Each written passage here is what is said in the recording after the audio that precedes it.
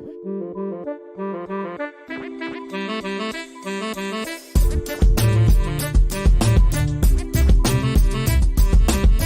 everyone, Scott Hansen here from NFL Red Zone. I hope you're checking out 1 hour of 5 Yard Rush, one of the best podcasts on NFL football in the UK.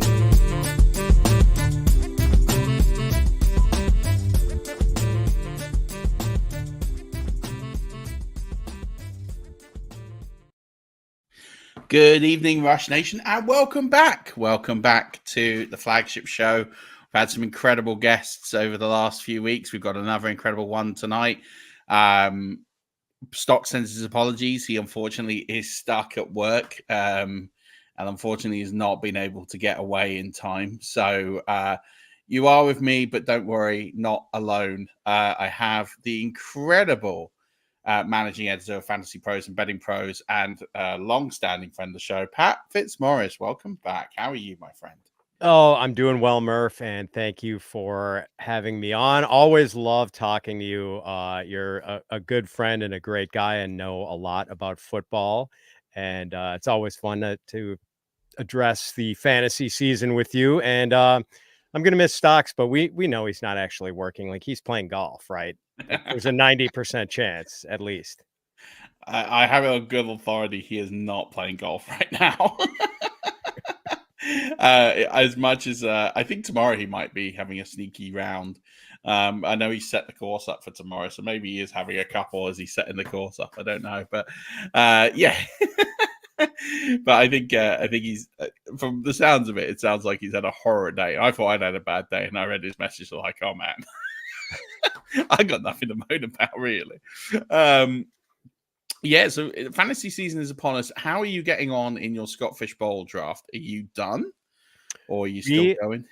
We have one more round to go, so I'm getting ready to pick Mr. Irrelevant. Well, not quite Mr. Irrelevant, since I'm picking 11th, and I guess I'll be picking second to last. It's going pretty well. I'm trying to. Normally, the wide receivers fall, and I try to scoop up wide receiver value. That's how I've played it the last 4 or 5 years, and it's generally served me fairly well. I think I've made the playoffs in maybe 4 of the last 5 years. Haven't gotten to a final or anything like that, but this year, considering that we don't have any real position requirements other than one quarterback, one running back, one wide receiver, one tight end. I'm sort of leaning into the scoring a little bit more and went more running back and tight end heavy than I normally would. Okay. And it seems like the kick returns are going to be rewarded heavily. So I kind of leaned into it. I have about 3 guys who I think are going to contribute as wide receivers and as kick returners. So we'll see. Who's on that list then? Of the returners are Rashid Shaheed, Xavier Gibson, and Greg Dortch. Nice. And then sort of the anchors of my team are Breece Hall, Jonathan Taylor, Jordan Love, and I'm blanking on who my 4th round pick was. A decent receiver, and I can't remember which one, I'm afraid. So how about you so far? Are you pleased with your team? Yeah, mostly. I think the last few rounds were a bit of a struggle, but I did lean into the scoring. My anchors were, I picked at the 4 spot, so Jackson, Kelsey fell to the 209, which was nice. Wasn't expecting that. Derrick Henry and Michael Pittman, and then realized that 3 of my 4 starters all have buys in week 14. Yeah. So if I make the playoffs, I'm in a bit of trouble. But I took Shaheed as well. I took him in the 6th. I leaned into the scoring. I leaned on guys like Tajay Spears, Khalil Shakir. Bucky Irving, I think, is going to be the kick returner for the Bucks. Naheem Hines, one of the best kick returners we've seen in recent years. And Kadarius Toney. Oh, nice. My 22nd round pick. And I was like, well, I'll spit it out for Kadarius Toney. Why not? Just for a giggle. So yeah, we'll see what happens. And then I picked Theo Johnson as my 3rd tight end and my last tight end, and then found out he's on the pup. I was like, okay, he might want that pick back. But yeah, I'm reasonably pleased. I got a good balance, I think, on the team for non-positional requirements. Which division? Murph? Maverick division. Very nice. Top Gun fan. Outstanding. Massive Top Gun fan. And when I played online poker, Maverick was my name. Oh, very nice. So it kind of like was destined in the stars. And you? I'm in the Spinal Tap division. And of course, I had to choose pick number 11. When you're in Spinal Tap, you have to be 11. Of course you do. Oh, mate, I love that. So we're kind of now into the throes of fantasy season. Scott Fishbowl has started. Lots of charity tournaments have started. The FFCC starts on Monday. So we're kind of into the throes of it. And I thought, who better to get on and talk a little bit of top line strategy and then some ADP talk to really sharpen the swords, because there isn't going to be that many ADP updates between now and when the more casual players pick the drafts. They tend to update in 2-week cycles. So you maybe get one, might get two more updates, but we're starting to see kind of the final shaping of the ADP numbers. And I think there's some real value for players if they sharpen their swords and navigate that right. So I thought, who better to get on than yourself? But let's focus on this top line strategy. Just looking at the four sort of key positions here. There's been some sea change over the years. Used to fade quarterbacks, late round QB all the way. And then now we've got this sort of elite circle at the top end. Where's your head with quarterback now, as opposed to where it was maybe a few years ago? Are you leaning into getting one of these premium guys, or are you still quite happy to wait on the position knowing that you can get some fines there? This year, Murph, I think waiting is the more prudent strategy because the position does look pretty deep. And some of the elites are maybe on shakier ground than we might think. So you can wait, and boy, even if you want to wait until every other team in your league has taken a quarterback, you can still find guys like possibly Jaden Daniels or Caleb Williams, two of the top two rookies, arguably, and Jaden Daniels has like elite rushing upside. I mean, he's maybe just a tick below Lamar Jackson as a running threat and a very polished passer who averaged 317 passing yards and 3.3 touchdown passes a game last year in college. So like he's very much a dual threat. And then Caleb Williams for the Bears, who is instantly being given one of the best wide receiver groups in the NFL with DJ Moore, Keenan Allen, and fellow rookie at Rome Odunze. And like Caleb Williams is just a phenomenal improvisational quarterback. Like he is at his best when plays break down, which they did a lot for his college team because UCLA or USC's offensive line was terrible last year. But adds a little bit of rushing value too. And I do think he's the best pure passer among the rookie quarterbacks. And then there are also guys like, Kyler Murray goes kind of late, maybe not outside the top 12, but Trevor Lawrence goes outside the top 12. Jordan Love is near the bottom of the top 12, and I'd be pretty comfortable rolling into the season with Love as my starter. Maybe a little less so with Trevor Lawrence, but it's a deep position. And then with some of the elites, Murph, like I don't know if Jalen Hurts is going to give us a fourth straight season of double-digit rushing touchdowns now that they've added Saquon Barkley, and now that Jason Kelce, their all-pro center, has retired. So I don't know if the tush push is going to still be a thing. And also we saw Hurts' passing efficiency really plummet last year after Shane Steichen, his old mentor, left to become the Colts head coach. And the other guy I'm kind of worried about at the top end is actually Josh Allen. And I mean, I just think back to last year, what we saw with Patrick Mahomes when Mahomes' wide receiver core was so depleted. It was Rashee Rice and just trash after that. And I'm not saying Allen's wide receiver core is trash. I like Keon Coleman as a prospect. I think Khalil Shakir could be a sneaky value in fantasy this year. And even Curtis Samuel was he was a thing in fantasy the last time he had Joe Brady as his play caller. So collectively, I don't hate that group, but there's certainly question marks after losing Stephon Diggs, who had been one of the best wide receivers in the league while playing with Josh Allen, and Gabe Davis, who is at least a very dangerous deep threat. So I just don't know how that looks without a clear anchor wide receiver for Josh Allen. Yeah, so I'm less worried about Josh Allen. I'm worried about the rest of the offense, but I'm actually not worried about Josh Allen. When I projected this out, this became a chat in the 104 Scott Fishbowl chat when I said I'm fading Kincaid, I'm fading Coleman. The guy I would want in that box is Shakir. And they're like, well, how can you have Allen as your QB1 and then fade all these other guys? And I think from what we have seen historically from, and granted, there's a change of OC, so this could eliminate the thinking, but I actually think all these targets are just going to get shared around.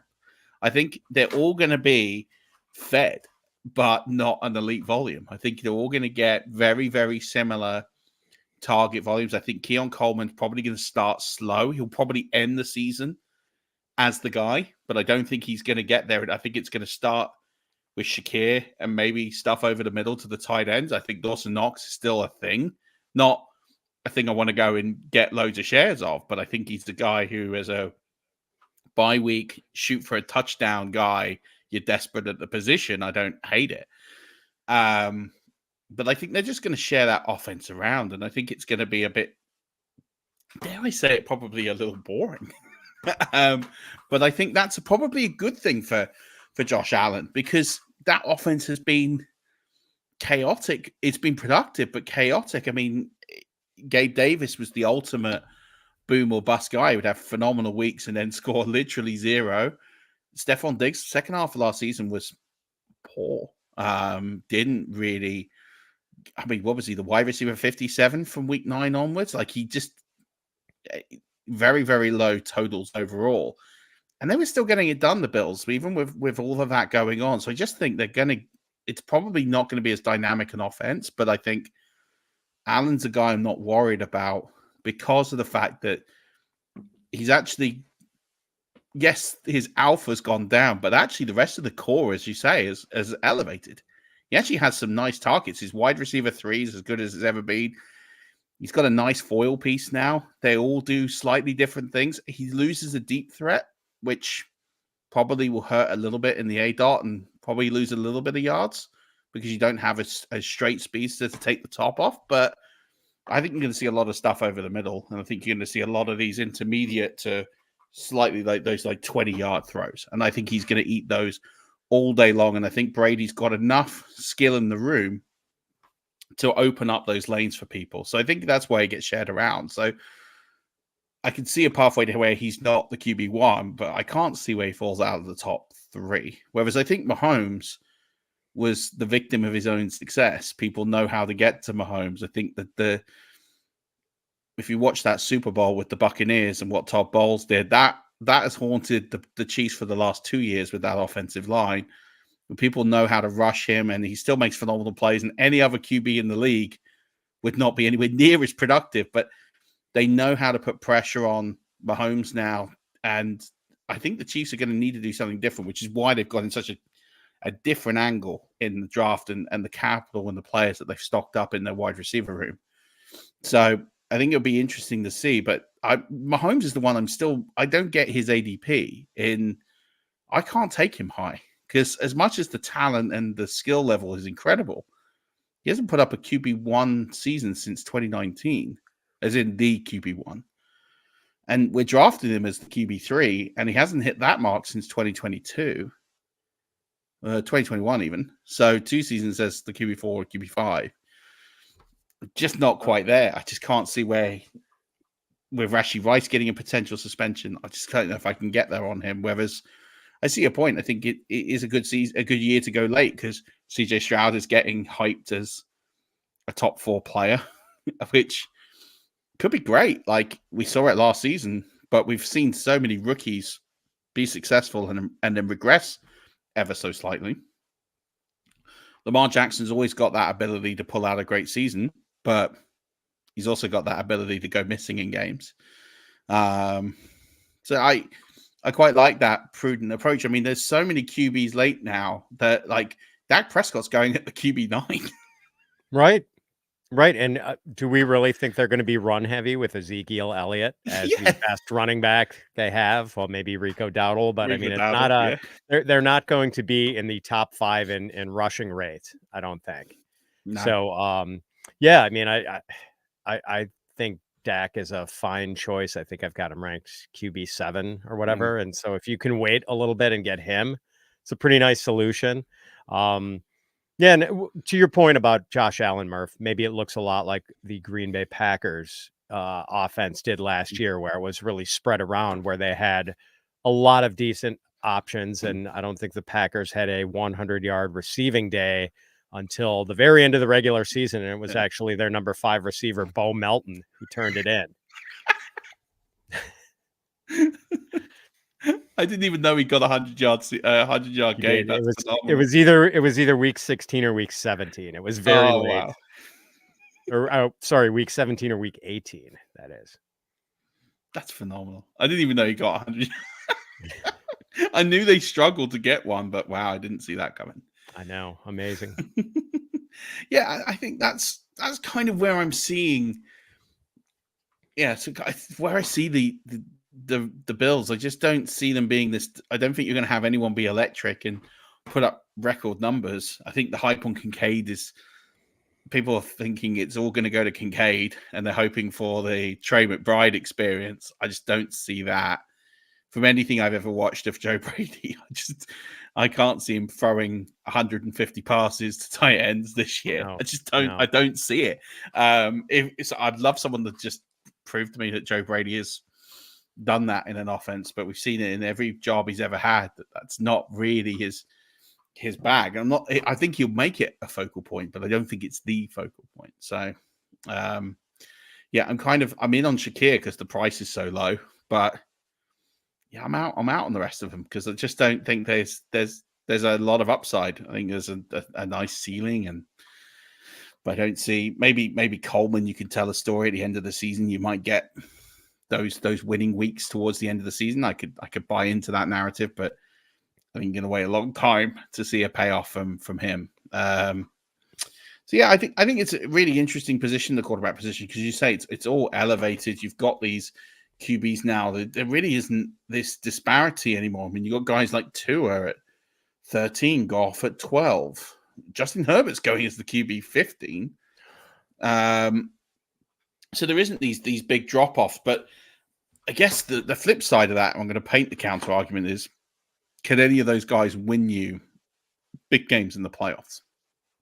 Can they actually get those performances to the level that you need to get in a playoff? Like, I get you can probably get to a good playoff team drafting late, but I think outside of Dak, can you see a high ceiling on some of these late guys? Or probably not, just because not a lot of the guys who go in that low end quarterback 1, high end quarterback 2 range add rushing value. Maybe Trevor Lawrence is one of the few that adds some, and Trevor Lawrence is not going to be an elite runner like Lamar Jackson or Anthony Richardson. But, I do see upside, though. Like, even with Tua, with what the Dolphins have lost on the defensive side of the ball with their coordinator, Vic Fangio, leaving and several of their important defenders, Christian Wilkins, Xavier Howard, Andrew Van Ginkel. Like, those are big losses, and I think the Dolphins could be involved in a lot of shootouts. And at one point last season, like about midway through the season, Tua was averaging 20 fantasy points a game. And then things kind of fell apart. And I think over like the last half of the season, he averaged 13 point something fantasy points a game. But man, if we got the 20-point Tua all game playing shootouts week after week. So yeah, I mean, I can see some upside for some of these guys, but the benefit of waiting at quarterback, of course, Murph, it lets you really load up at running back and wide receiver in those early rounds. I remember doing a show last year on Tua. It might have been one of the matchup shows, might have been something I did. And this is such a silly thing, but it's played out in such a way that Tua in the cold doesn't do very well. And so a lot of those 12-point games came in very low temperature weather. And there's a good sample size now. I think it's like 18 games where he's averaging 12, 11 points in the cold. And so we see these. And so, if I'm drafting Tua, the first thing I'm doing is, round about November, December, where is he playing? Because if he's got trips to New England and New York and Buffalo, if they're all on the back end of his schedule, I probably am out. And it's such a tropial thing. Like, it's such a silly, silly thing to say, I'm out because of the weather. But there's enough data now to say that this is something to really put into consideration, that he just doesn't do the cold well.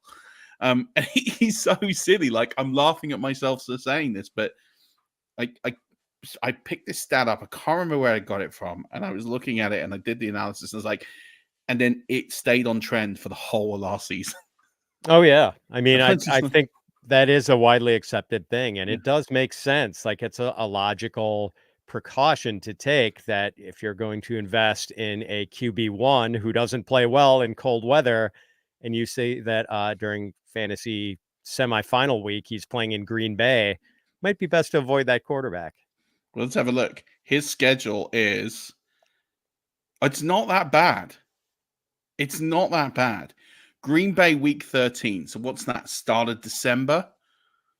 Yeah, or late November. Yeah, late that's November, usually December. The week after Thanksgiving. It's not totally inclement in Green Bay early in December. Home to the Jets, fine.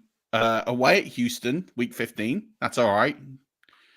Home to San Francisco. Away at Cleveland, championship week. Yeah, that's not good. It's not great, but it's not bad. Like, he's actually at home. Week 18 doesn't matter. He's in New York at week 18. So if you play a week 18 league, that's really bad. But yeah, it looks like he doesn't have many of these cold places he's got to go. In fact, looking at the schedule, it's not bad. Away at Seattle, but it's week 3, so September. It's not a bad time to go. New England week 5, again, not a bad time to go. Won't be too bad. Indy's in a dome, so it doesn't matter.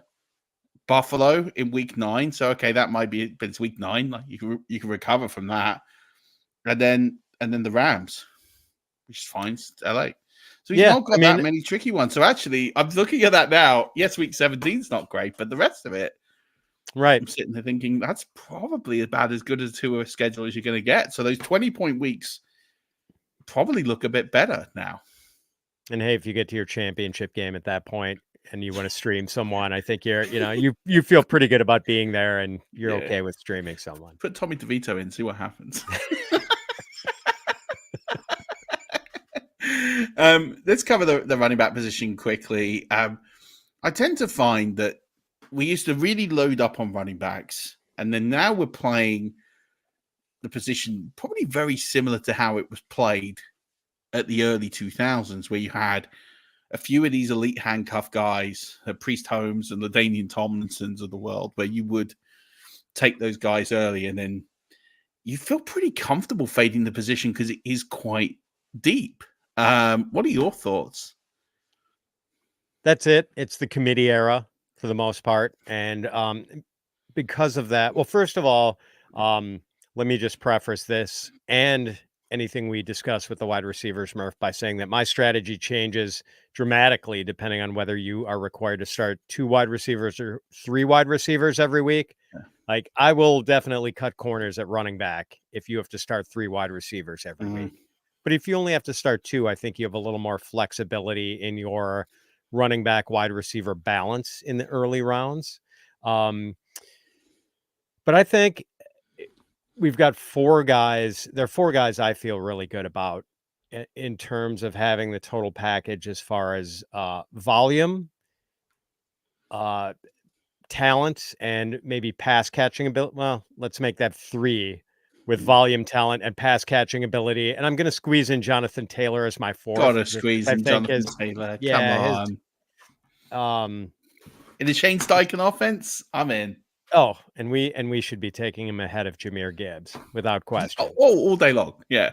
Yeah. So we'll just, before I get back to the macro, Murph, I mean, like, Anthony Richardson's rushing ability is a game changer for his running backs. And like he is going to spike the efficiency. We saw this with Washington back when Robert Griffin III was a rookie, and Alfred Morris, who I don't think anyone believes was ever a great NFL running back, had 1,600 rushing yards and 13 touchdown runs that season playing with Robert Griffin III.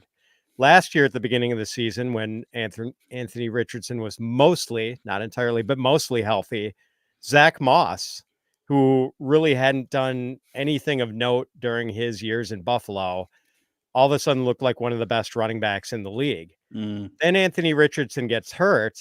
And from week 6 on, granted, Jonathan Taylor came back, so Moss was in kind of a relief role, but he averaged 3.6 yards per carry from week 6 on. Zach Moss did. And so anyway, if Zach Moss can do all that early in the season and look like one of the most valuable fantasy running backs in the league, what can Jonathan Taylor do who is 10 times better than Zach Moss? I mean, 100%. Yeah, and Taylor, like back in 2021, had 1,800 rushing yards and scored 20 touchdowns that season. And he's understandably not being held as in quite the same regard after 2 sort of injury-plagued seasons. But that talent is still there, and I think playing with I can't wait to see what the Colts offense is going to look like. I think think that whole offense is undervalued. I think Richardson's probably about where he should be now, but he was quite cheap earlier on in the summer. I think now he's QB6. I think, okay, that is about right. But the rest of them, I think Taylor's a value. I think Pittman is a huge value in drafts. I did quite a few best balls where I bought that whole stack. I was just excited to see what Shane Steichen. I think Shane Steichen is one of the most underrated NFL coaches. Yes. And we just saw it. The Eagles just capitulated. He leaves, and they went from a Super Bowl bound team to a team that Tampa put 30 points on in the playoffs and made look ordinary. And, that is just a remarkable 12-month transformation. And and one thing changed. One thing changed. So it's a pretty big thing, but that tells you how good a coach he is. So yeah. But I think I'm interested to hear what you think about the position. Yeah, so I do think the 4 elites are, Christian McCaffrey, Bijan Robinson, Breece Hall, Jonathan Taylor, Jahmyr Gibbs just a cut below. But like Gibbs is, after David Montgomery returned from his rib injury at midseason last year, from week 10 through the end of the playoffs, Gibbs only averaged 11 carries a game and like 2.9 catches a game. So I don't know if you are going to get elite output if we can only expect about 14 to 15 touches a game for him. But I do feel pretty good about the top 17 or so at running back. And then there are a lot of possibilities there because we are in the running back by committee era in the NFL. So there are going to be a lot of guys contributing, and we have to parse through, how we feel about the Titans situation with Tony Pollard and Tyjae Spears. How we feel about the mess in with the Chargers, who we think are going to run the ball a lot with Jim Harbaugh and Greg Roman in charge of things. But who's it going to be? Is it going to be Gus Edwards, J.K. Dobbins, Kamani Vidal, some combination thereof?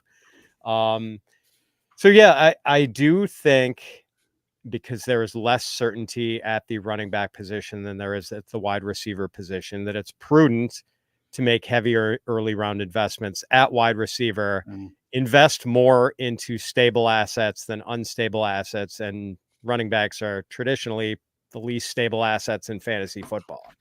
Yeah, I think that's fair. Although there are some guys, I think there's so many good values. Last year, we talked about this sort of running back dead zone. Don't take guys in the 3rd or 6th round. I actually think there's a lot of very, very good players.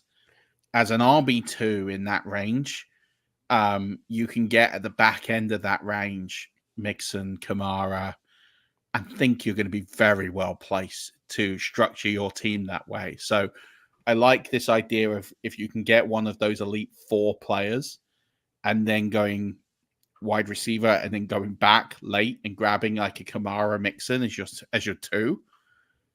I don't think you've given up anything at the position. Yeah. Overtaking, you could take a Taylor and I don't think anyone like a Pacheco. Like you can take Pacheco 2 rounds earlier than Kamara and Mixon. I don't think I'll want to do that. Right. I don't think Pacheco's giving you a lot more. I don't think it gives you any more personally. I have him ranked below both those guys I talked about, but I don't think you lose anything if you can grab one of those guys. Obviously, a bit of a high risk, but there's some guys around that range that you can pick up and be comfortable with. And then it does drop off a cliff around about round 8, and then you are gambling on the Pittsburgh Chargers. And if you get those right, then you're at the races. If you do get those positions right, then you're in a good spot. Wide receivers we've talked about pretty deep. So the plan is attack that hard, attack it early, attack it often. I would expect. It is. So I don't always agree with the take on wide receiver depth. For instance, I think I have Calvin Ridley and DeAndre Hopkins pretty close to each other. The two Titans receivers, they're in the mid-30s for me, maybe at the position. And I mean, if you fall behind the curve at wide receiver, I wouldn't feel good about having one of those guys as my wide receiver 2. Maybe it's my wide receiver 3, but not as my wide receiver 2. So I do want to make sure I do not fall behind the curve at wide receiver. Because, after about, wide receiver 45 or so, things start to get a little dicey. But, to your point, though, there are a lot of players who catch balls and are going to be involved in their offenses. So, there's, I don't know, you can wait a little, but I would still want my first 2 or 3 wide receivers to be, top 25 to top 30 players. Yeah. And I think it's really interesting. I actually think in the ADP, and we're going to get into this shortly, that 3rd, 4th round wide receiver range is a bit weird. I think there's some really good players in there, but I also think there's some highly overpriced players in that range. And I think it's the one part of the draft that if that's the strategy you're going in, probably that's your one area of risk, is that you could very easily get sucked into chasing ADP if people are on the similar strategy. And if you decide to really pigeonhole yourself to that strategy, you could reach and make some mistakes. I think there's some guys in that late 2nd, 3rd, 4th round that I think have 6th, 7th round value. And I think they're there on either historical performance or name. The T. Higgins zone. Is that what we're talking about, basically? T. Higgins, Stephon Diggs. I'm throwing my favorite receiver of all time, Mike Evans, in there. So I think Mike Evans is overpriced this year. I'm out. I can't take him. We'll get into it, but I can't take him where he is on ADP. With the change in OC, and we know what that system looks like in the NFL because we've seen it at the Rams. I don't see 1,300 yards and 11 touchdowns, and that's what you're drafting at that price. That is what you're drafting. I don't see it. I don't see where that comes from. I think you can write in pen 1,000 yards and 7, but I think there's a lot of guys that are going to get 1,000 yards this year.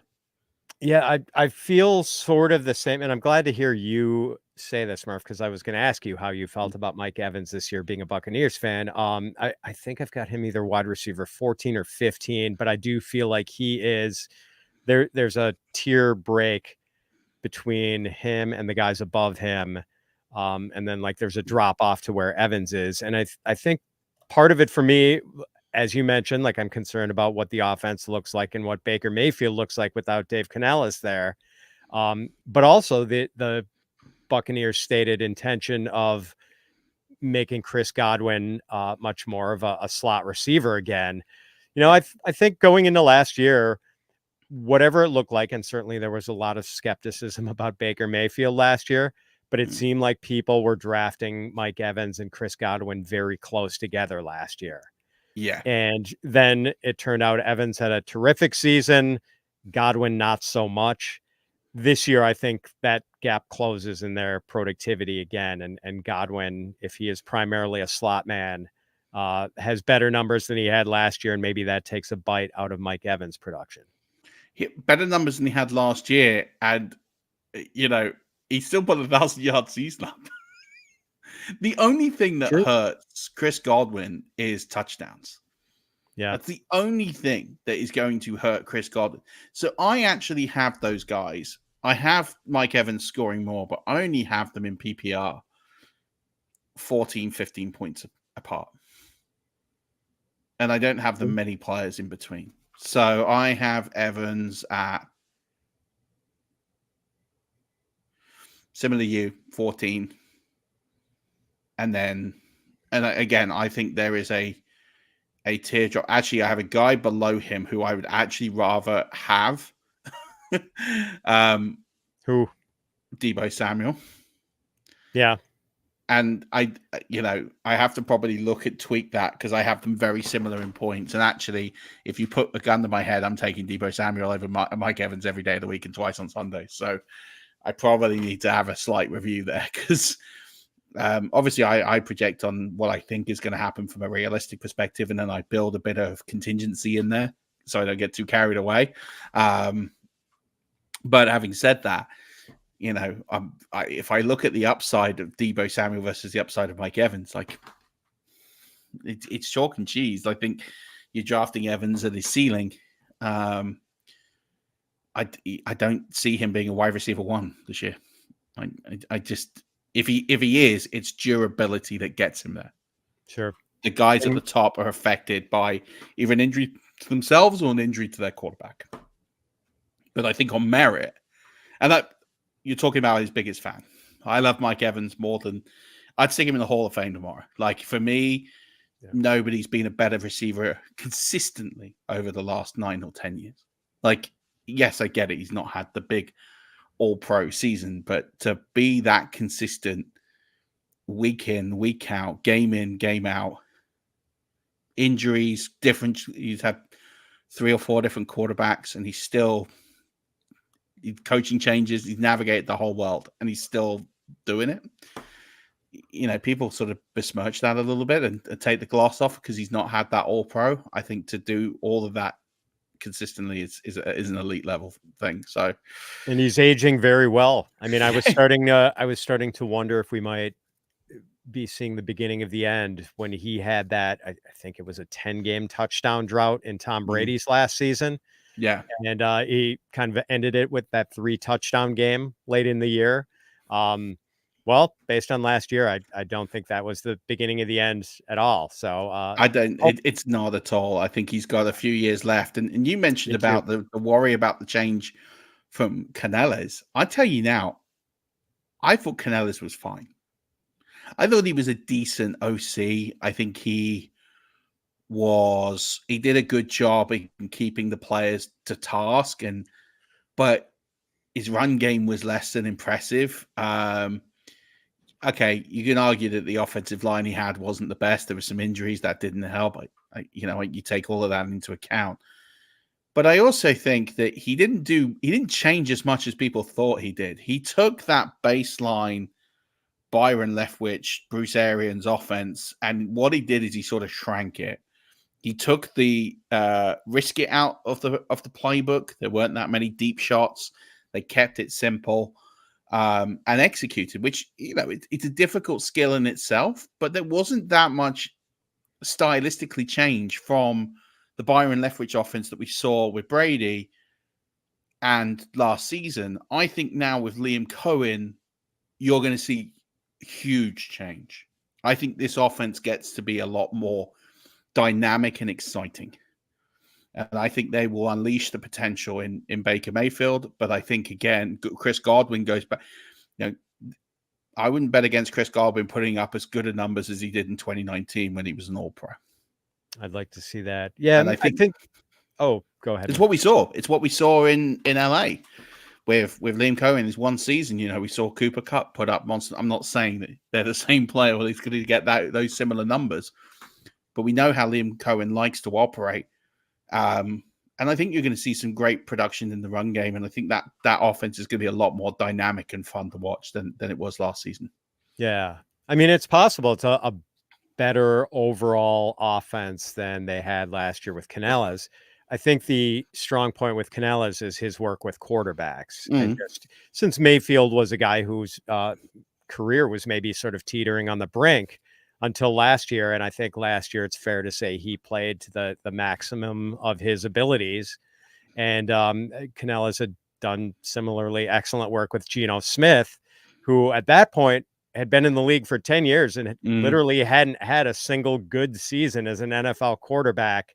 And then all of a sudden had this, wonderful season as a starter and convinced the Seahawks to give him a lot of money to be, I guess they paid him like a very expensive bridge quarterback. Yeah. And so I think Canales has done, I don't know that he is one of the keenest offensive minds in the game, but his work with quarterbacks the track record is pretty stellar there.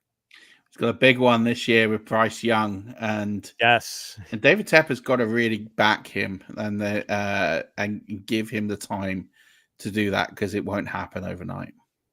Don't get me started on David Tepper, Murf.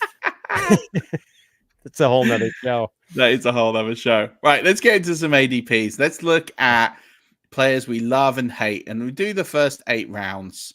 And it's hard to really hate a player in the first round.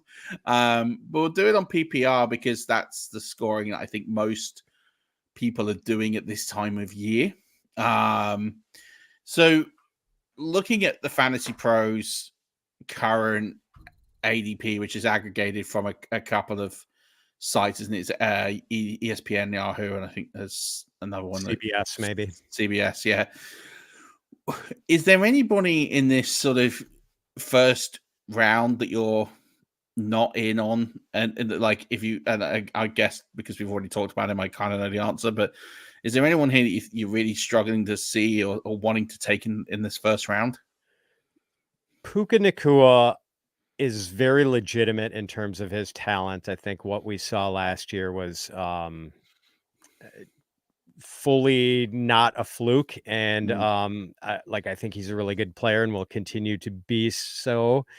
I do worry about the fact that he was so plagued by injuries throughout his college career and then had a perfectly healthy year last year. I just wonder if there are injuries around the corner, but more so than that, if Cooper Kupp does indeed have something left in the tank, and if he can steer clear of the injuries that have plagued him for the last couple of years, we know that Cooper Kupp isn't going to disappear from this offense. Maybe there is, maybe these two dominate the target share to such an extent that they can both be 1,000-yard receivers. But if Cooper Kupp plays all 17 games, I doubt that we will get a wide receiver, a first round type of season from Puka Nacua. So I'm not entirely comfortable with drafting him at the end of the first round. I'd much rather take Jonathan Taylor there. That's the guy I love. Yeah. And then I'll just hammer wide receivers in the next 3 rounds. Yeah, I don't like actually any of those last 3 picks, which is Puka Nacua at 10, Garrett Wilson at 11, and Jahmyr Gibbs at 12.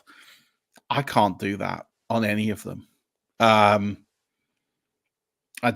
don't see where they return first round value again. I'd be snapping Taylor there, and I wouldn't think twice. I'd feel comfortable with that. So yeah, I'm completely with you on that one, and I think it's hard to love a first round player, but I'm pretty comfy with the first 9. I probably have AJ Brown at the back of that. I don't think I'd be taking Hall over Brown, or Brown over Hall. I think I'd be taking Hall over that. And same. But I think the rest, it'd be harder. I might move Justin Jefferson back over Amon-Ra St. Brown, but I don't hate it. They're very marginal calls, but I don't think they're egregious. As I think those back 3 are. Is there anyone there that you kind of would just like nail yourself to the mast, like Tyreek over CeeDee Lamb or Lamb over Tyreek? That's a really close call for me, Murph. I have if I was going to bet on someone finishing as the top scorer, I would bet on Tyreek Hill. But at the same time, in a league where I just picked 102 a couple of weeks ago, I took Lamb simply because I really like Devon Achane and Jalen Waddle too. And I thought I might be possibly looking at one of those guys at the round 2, round 3 turn in a 14-team draft. So I kind of wanted to keep those options open, which is why I took Lamb. So I find it splitting hair between those two guys and Jamar Chase just a tick below. And then I think I would take either of the running backs, Bijan Robinson or Breece Hall, ahead of Justin Jefferson. I do think Jefferson is probably quarterback proof, but I also think that might be tested this year. With this transitional period, the Vikings are in a quarterback with, Sam Darnold and then JJ McCarthy at some point. And I think it's an interesting debate. I still have Jefferson ahead of Amon-Ra St. Brown, but I do think it's close there. Murph, I don't know if you play in any guillotine leagues, but we were just having this conversation on a show yesterday. Like, there is no better guillotine league player than Amon-Ra St. Brown. 100%. Where it is all about weekly floor and not so much about ceiling. And a bad game for Amon-Ra St. Brown is like 6 catches for 63 yards. Yeah. And he's money in the bank in a guillotine league. He really absolute money in the bank. He just does not ever disappear. He shows up every week. He's my wide receiver 1 in the guillotine league. I take him over everybody because you're not worried about the ceiling. Like, he just needs to live. And those other guys were the people that hit the Hills and the Lambs. There's a bad week in them. Then you go and you pay the money and then you scoop them up when they get cut. Amon-Ra is just a metronome of production. You pair him and Jonathan Taylor in a guillotine league, and then you pair them with probably someone like Dak's probably not a bad shout because that's probably reachable. You get those 3, you're probably in good shape. Yes. Yeah, I'm with you there. Let's move to round 2. And this, by the way, I had to refresh the screen because I've never seen, and I've done a lot of drafts already, I've not seen second round values on a lot of these players. I'm going to read it out. So Drake London is going at 13 as the wide receiver 9, followed by Marvin Harrison Jr., followed by at 15, Jonathan Taylor, then Nico Collins at 16, then Chris Olave at 17, Devontae Adams 18, Jalen Waddle 19, Brandon Ayuk 20, Deebo Samuel 21, Saquon Barkley 22, Mike Evans 23, and Devon Achane 24. Like, I don't know about you. I've done quite a lot of drafts. There's a lot of these players I've not seen in the second round before.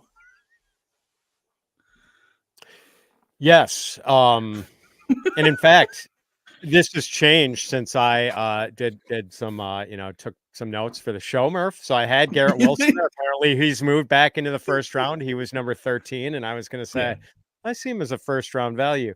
So if I had to pivot on the spot, I guess I'd maybe go to Olave. I really like Olave. I mean, I don't think he's a screaming value in the second round. And I do really like Achane, who I think is basically his production profile is maybe indistinguishable from that of Jahmyr Gibbs.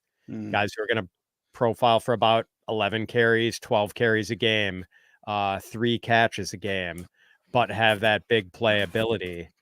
So for you to be able to get Devon Achane basically a full round later than you can get Jahmyr Gibbs seems like value to me. I agree. Yeah. Did we say is Nico in the second round now? Yeah, like Nico's wide receiver 11. Like, that is wild to me. Nico and Ayuk, Murph. I just don't understand it. Both of those guys were barely over 100 targets last year. Nico's got even more target pressure than he had last year now with Stephon Diggs around. I don't know if CJ Stroud is going to be able to improve his output upon that spectacular rookie year. No. He had Brandon Ayuk, the same thing. So those guys were both in the 100 to, I know Ayuk had 105 targets, forget the exact count for Nico. But I went and I looked at all the receivers other than Ayuk who were between 100 catches or 100 targets and 110 targets. And the average yardage output for those guys was, I believe, 992 yards, Murph. And that included Nico, who had like a nearly 1,300 yard season. Yeah. And those guys were at 1,300 yards on that sort of target count. They were basically, 30% or more above their expected output based on other guys with similar target counts had.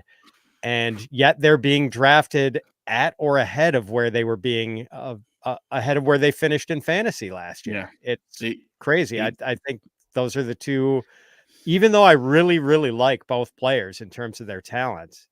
I don't want to draft those guys hoping for an injury to free up targets for them. I mean, I'm seeing Mike Evans here at wide receiver 17 thinking, that's not that bad anymore. I'm thinking, I kind of get it at 17 now. At least, the target count should be agreeable. I mean, I'm with you. I don't get Ayuk. I don't get Collins. I don't get Marvin Harrison Jr. I get it. It's the shiny new toy, but I can't draft him at his ceiling. I just can't. He's going to need to be the best rookie of all time. And as much as I think he's an incredible talent, I don't have the confidence in the Arizona Cardinals to produce that kind of performance. I think if I'm talking about loves here, I love Taylor and I love Samuel, even though it's actually about where I've got him priced. But just over the rest of the guys here about what he can give you. And I love Achane. I think Achane here. And I'm not in on Barkley here. I get he is a great talent. I just don't love that Philly philosophy of sharing the ball, and I get they've never had a back like Saquon Barkley before, but teams have an identity that they're not going to sacrifice, and he might be the one that breaks that mold. But until I see proof that is going to happen, I cannot say that we're going to get the Saquon Barkley we saw in his rookie year and last year at the New York Giants, because it's just not how the Philadelphia Eagles play football. It's not how they have done for the last 30 years. Plus, Jalen Hurts has never really thrown to his running backs all that much. We haven't seen Saquon. That was the appeal for him coming out of college, that he could be maybe a Marshall Faulk type who was spectacular as both a runner and a receiver. We haven't really seen him be explosive as a pass catcher since 2019. Yeah, and so I can't take at that price. Round 3 now looks pretty good. Cooper Kupp, Devonta Smith, Malik Neighbors, DK Metcalf, Kyron Williams, Derrick Henry, DJ Moore, Stephon Diggs, Michael Pittman Jr., Zay Flowers, Tank Dell, and Travis Kelce at 36, who has jumped ahead of Sam Laporta, which I've seen in no draft this year. It's Taylor Swift and all her buddies now drafting. Is that why that's happened? Apparently so. Was Jalen Waddle in the third round? Sorry, Murph, are you looking at PPR or half point PPR? PPR. So Waddle is, I think he snuck in the second. Jalen Waddle, he's 19. Okay. I'm going to share my screen. I'll put it up on the screen. So we've got it to look at. But yeah. I might have been looking at half point PPR, but I can't get on board with Tank Dell in the third round. Again, the third receiver. See, I can get on board with him because I quite like what he can do, and I like his upside over Diggs, and I like him as the third receiver in that offense at the price. But I like him in the 5th and the 6th round. Yes, which I think is where his ADP might eventually settle. Yeah. So, man, I do like the cheaper price for, I mean, you mentioned, I'm okay with Pittman in the third. I really don't like him as a second rounder. I'm okay with him in the third. Wide receiver 24, he kills that. Yeah. I don't see a world he's not above wide receiver 24. Yeah, I don't know. This is it's an interesting round. I like Devonta Smith. Like, I'm a full believer in his talents, although I do have my reservations about offense, like you do. And this also seems like a pretty reasonable price for DK Metcalf, who's just amazing physical attributes. Almost seem like they make this the floor for where he should be drafted. Yeah, I can see that logic. I love Kyron Williams here. I'm not worried about Blake Corum in the slightest. Yeah, I think Kyron Williams here is a good price with Derrick Henry. DJ Moore here at 22, wide receiver 22. I like that. Pittman, Flowers. I don't really love Flowers as 34 overall, but when you're talking about the wide receiver 25, kind of half makes some sense there. And then Kelsey at 36, Sam Laporta at 37. So all of a sudden for me, like Laporta just jumps out as an immediate value here in the 4th round if you can get him here. Yeah, it's not a bad year to wait at tight end either, but the third, 4th turn seems pretty reasonable to get one of the better ones. Yeah. I definitely I think for this price and this range, I don't really want to get Laporta in the 2nd round, but if I can get him in the 4th, I'd run to the podium. I think him and Kelsey have such a ride over what you can get at the rest of the position. I don't see Trey McBride as the tight end 3. This is something I was going to ask you. This ADP is telling us that Marvin Harrison is going to have one of the greatest rookie wide receiver seasons of all time, and Trey McBride is going to have all of the volume in Arizona. And I don't think both could be true. Thoughts? Yeah. Believe it or not, Murph, I'm actually more on board, I think, with the Marvin Harrison price than the Trey McBride price. Yeah. It seemed like McBride did most of his, had some of his biggest games when pretty much every other wide receiver was hurt for the Cardinals. And it was basically him playing with Greg Dortch and I don't know who else. And, banged up Michael Wilson and and he didn't always totally click with Kyler Murray last year either, which was kind of strange. Yeah. So I'm not. I know like Trey McBride is actually some people's tight end 1. I've actually got him at like tight end 5. I've got like Mark Andrews higher. I've got Dalton Kincaid higher. Yeah. I don't have Kincaid higher, but I do have. I'm right there with you on tight end. I do have. I'm a little bit lower on tight end at Kincaid. I think I talked about. I just think it's a bit of a situation there. But I have Ingram, Andrews, and Njoku higher. Njoku's a weird one because I get most of his production came with Flacco. But I just think it was also the time that he was at his most healthy. Yeah. So I think if he stays healthy, I just can see him having these spike. I don't think he's going to be a very consistent tight end. Like, I think he'll be a nightmare to have in your fantasy team because I can see him getting like 20 points and then the next week scoring 5. Yes.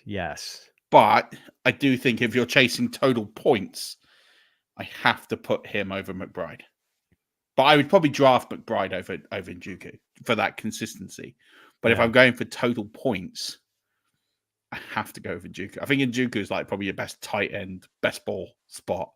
Yes. Because I think you get the most ceiling out of him. But yeah, I think it will be painful in a managed situation. I think this is a really interesting round. I don't think there's any really bad picks here other than, I'd say McLaurin, but at wide receiver 31, I can't even really kick up a big stink about.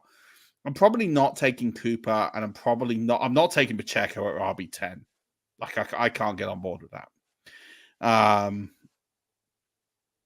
I don't think I can take Cooper at there over some of the other options you can get. But the rest I can kind of get, and the McBride we talked about.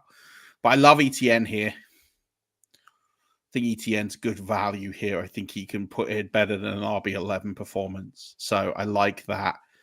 Pickens, I like for the option there. If you're going to take your QB, Allen here is not bad price. So then we got round 5. Mahomes, Andrews, Hollywood Brown, Kincaid, Keenan Allen, Josh Jacobs, Jaden Reed, Calvin Ridley, Chris Godwin, Anthony Richardson, Joe Mixon, and James Cook. Which I'm shocked there's only 14 running backs off the board in the first 5 rounds. Same. I really like the value in Mixon here. Yeah, love it. In a good offense, and it seems like he is going to get a very, very high percentage of the touches in that backfield. So to get him that late seems like pretty good value. And I don't know who of the values I don't like in this round. We'll see about Jaden Reed. I mean, I don't know if he has the good fortune with touchdowns that he had last year.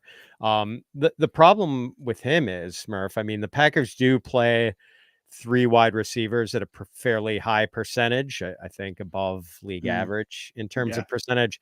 But when they play 2 wide receivers, if Christian Watson is healthy, Jaden Reed is not on the field when the Packers go to 2 wide receiver sets. No, he's not. I mean, I think there were only 2 games last year, and that includes the Packers' 2 playoff games. So Jaden Reed missed a game. So he played 16 games, 2 playoff games, 18 games. I think there were only 2 out of 18 games where his snap share exceeded 70%. Which is a huge worry, right? Yeah. So as good as he is, and as a Packer fan, I love having him on my side, but I think this is maybe a little too aggressive for him. Yeah. I'm there. I can get that. I can't get that on Hollywood Brown either at wide receiver 32. People have just attached a very mediocre fantasy prospect to a good quarterback and thought that it's going to go to the moon, and I can't get there. Yeah. He's not shown me anything that makes me believe he's anything more than Djax 2.0. In fact, it's probably doing Djax a bit of a disservice. It is, if you look at their career yards per target, like Djax actually was very good in that regard. Deshaun Jackson was almost like 9.7, 9.8 or something. Hollywood Brown is like more than 2 yards below that. Wow. But yes, in terms of similar streaky profiles, yes. Yeah. Whereas Deshaun Jackson had some marvelous games and then would, have 2 catches for 13 yards. Yeah, and I just can't tie myself to a 5th round pick and have that volatility when I can go 6 picks later and take Chris Godwin and just take that consistency all day long. Chris Godwin has had 3 consecutive 1,000-yard seasons and no one has talked about it. I mean, it's ridiculous. He's had 4 in the last 5 years. 4,000-yard seasons in the last 5 years, and it seems like nobody has realized that. So, I take him here, and I love Mixon, as you say. I can get on board with Cook here in this range as well. I don't wouldn't run to the podium, but I don't hate it either. Round 6, I can't take Rashee Rice with what's going on here. We've got Pitts, Rice, Rashad White, DeAndre Hopkins, Xavier Worthy, Deontay Johnson, Christian Watson, Roman Dunze, George Kittle, Kenneth Walker, Ladd McConkey, and CJ Stroud. Some great running back values here with Rashad White in the 6th round. I mean, we know he hasn't been a highly efficient runner, but we know he's going to catch passes. I don't think Bucky Irving is going to steal his 3rd down work. I like Kenneth Walker here too. I mean, in his 2 years in the NFL, no running back has forced more missed tackles than Kenneth Walker. No. And that's despite missing a couple of games both years. Yeah, I could get in on both of these guys here. I think they're the easy screaming values here in this round. I probably can't commit to a Chiefs receiver this year. If I had to commit to one, it would be Worthy. But even this, I think, is too high. I can't get on White knowing he's probably going to get 4 to 6 game suspension. Watson, again, you're kind of asking for trouble with the injury. Wide receiver 41 is like, okay, maybe, but 6th round is a lot for what you can get here. There's some players in the 7th round I would definitely take over him. So Roman Dunze, I don't think is going to come along too far this year. So it's another player I don't love in this range as well. Odunze and McConkey are maybe both a little too high. Although if I were going to place a bet, even though McConkey might have the better target outlook, I still think based on talent, I'd go with Odunze. And one thing about the Rashee Rice thing, I don't think it's a stone cold lock that he winds up serving that suspension this year. I think there's one coming eventually, but it's possible things aren't fully adjudicated with him until so late in the season or into early 2025 that maybe the suspension, I think it's 50-50 whether he winds up serving a suspension this year or next. Yeah. So I was going off our good friend Jude Davenport, who had it at 60-40 suspension. You think 60-40? Okay. Yeah. So I just think, and I think now you've got a few different instances going on around the league now with Jordan Addison going again. It's a different case and a different route. I think the NFL is going to want to do something on these things quickly. And I even think the Chiefs would probably settle if they could get like a 4-game. Yeah. And say, hey, he will serve a 4-game now and get it done without worrying about getting him into the playoff situation. That's a scenario I can see on the table as well. So, it's but the uncertainty makes me question why you would take him there. Just quickly wrap this up. We'll do this round and we'll wrap it up. CJ Stroud, Aaron Ingram, Alvin Kamara, Brian Thomas, David Montgomery, Jordan Addison, JSN, Ramondre Stevenson, Kyler Murray, Keon Coleman, Aaron Jones, Jake Ferguson, and Zamir White. I mean, this is loaded this round. Yeah, I mean, I like getting Aaron Jones this late here, who when healthy is terrific. I think Kyler Murray's maybe a quarterback value here as a someone who gives you that running potential. And now he's got some pass catchers. Jake Ferguson, I don't even mind. Maybe a little bit early for Jake Ferguson, I guess. But Ramondre. Like there is some virtue to waiting on running backs a little bit because there's still good ones in this range. Kamara, Montgomery, Stevenson, and Jones as a round is phenomenal for me. Yeah. Like, agreed. I think you'd be happy. I mean, I'd plant my flag on Kamara, but I'd take any of those guys, I think, and feel pretty good. And you're paying RB3 prices for all of these. For me, you can paint a story to them getting into the back end of the RB1 conversation. Yes. And I think the running back value definitely outpaces the wide receiver value in this 100%. Part of the draft. I don't think I want to be fishing for Brian Thomas in this round, or Jordan Addison is the clear number 2 receiver playing with a rookie quarterback and a veteran bridge guy. So I don't think I want any of the receivers in this round. I actually don't think I'd take any of them. If I had to take one, it would be Brian Thomas, but I wouldn't love it. In fact, I really wouldn't want to do it. But yeah, I don't want Addison. And I think now that the drink driving, I think that's going to come to a head. Yes. JSN, no, not with Tyler Lockett there.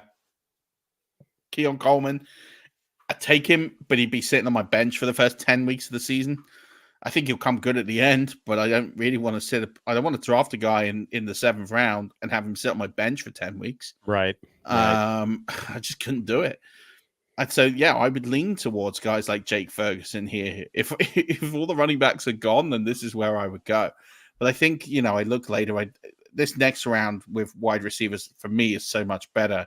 And I'll wrap it up here. Jameson Williams is going, who is a player I'd have over any of the wide receivers we just mentioned, for just a sheer dart throw upside ability. And then you've got Courtland Sutton again, I think is another player who I think is underpriced on uncertainty, who I would definitely be taking a spin on. Curtis Samuel, you know what you're getting.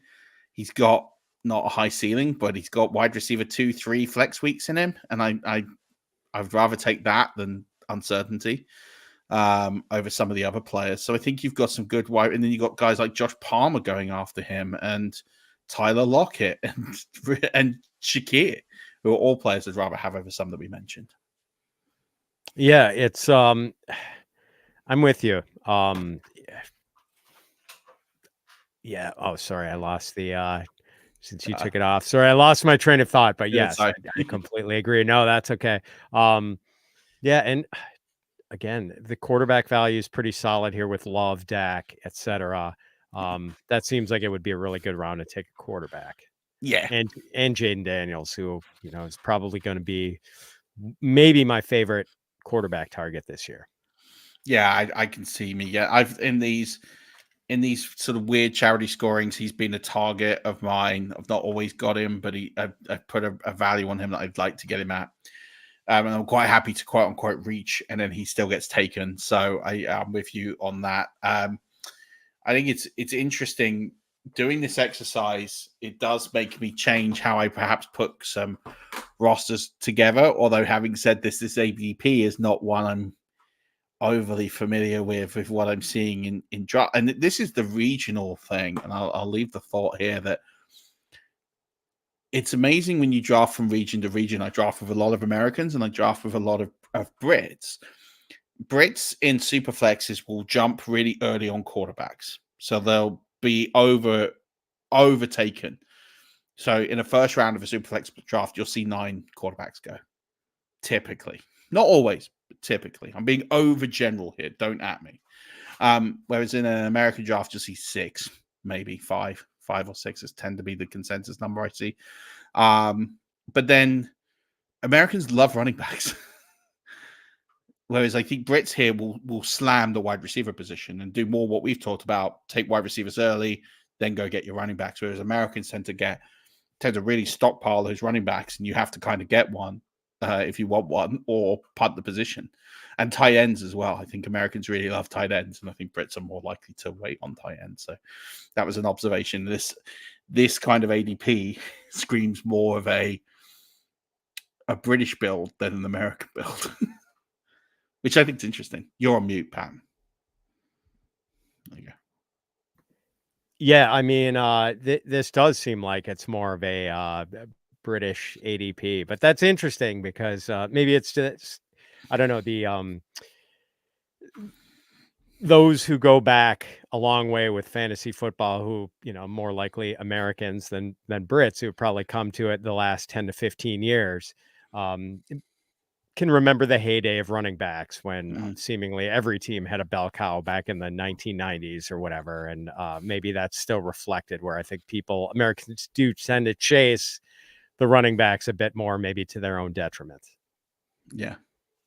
No, I agree. I think that's definitely commonality in things, but I love that. I really appreciate you jumping on. Tell everyone at home. I'm sure everyone listening here follows you. I'd be shocked if they're not. But if we've reached the one person who is following you, where can they find your work? And what have you got going on at the moment, and what have you got coming up that people should be excited and dialed in for? Thanks so much for having me, Murf. Always love catching up with you. People can find me on Twitter at Fitz_FF. Go and check out all our stuff at fantasypros.com, and be sure to listen to the Fantasy Pros Football Podcast and the Fantasy Pros Dynasty Podcast. And, since we were talking about draft strategy this entire time, Murf, I would suggest that people get their reps in with the Fantasy Pros Mock Draft Simulator, which is a pretty awesome tool. And, it's free, and you can do as many mocks as you want. And if you really want to tune up and get yourself a premium subscription, and we've got a lot of good stuff in addition to this, but one of the goodies is with a premium subscription, you can program our mock drafts to try to mimic the drafting styles of people in your leagues. Yeah. So, which is always fun. You can you can set up a Murf and try to duplicate the way you draft, Murf. And so that's what a great way to get your reps in with a virtual Murf to draft against. And I'm going to add one more shout out to that. What I absolutely love is if you go into the Fantasy Pros Discord, there's a load of degenerates who want to do mock drafts literally all of the time. All of the time. I think last summer I hosted like 20, 30 of these things, right? And it's phenomenal. So if you just are on a lunch break and you just want to get a quick draft in, you don't even want to do it on your own, jump into the Fantasy Pros Discord.